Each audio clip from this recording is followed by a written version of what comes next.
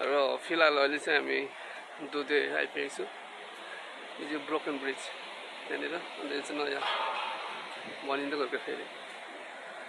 अन्त यहाँनिर हाम्रो चाहिँ एउटा मान्छे हिँड्ने पुल चाहिँ यहाँ चाहिँ एउटा फेरि नयाँ यहाँनिर बनिँदो रहेछ, यहाँको आर्मीहरूले बनाएको।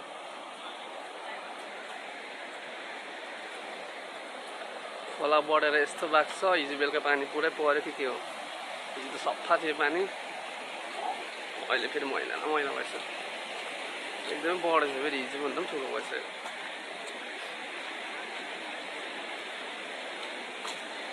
हिजो त सानो थियो पानी,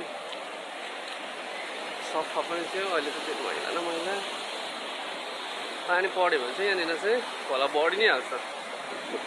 र अहिले चाहिँ हामी यो पुल पार गरेर परासम्म जानुपर्ने हुन्छ।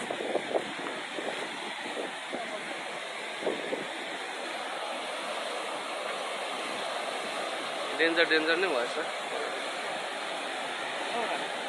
जानुभएको माथि उकालो जानुहुने अब?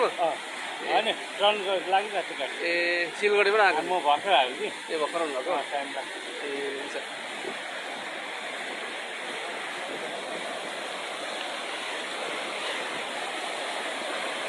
खोला चाहिँ डेन्जर बढेछ। यहाँनिर त सिङ्गल पर्सन ओन्ली पुलबाट चाहिँ यहाँको नजारा पनि देखाएको छु।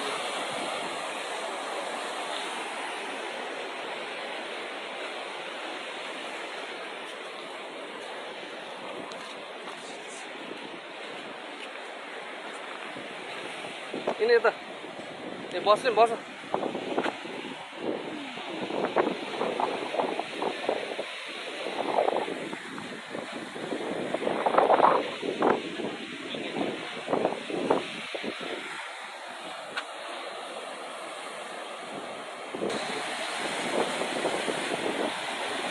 यो चाहिँ हो ब्रिज, यसमा चाहिँ एकजना गरेर मात्रै जानु दिन्छ र मुनिपट्टि चाहिँ यस्तो छ अवस्था। हावाले पनि हल्लिन्छ।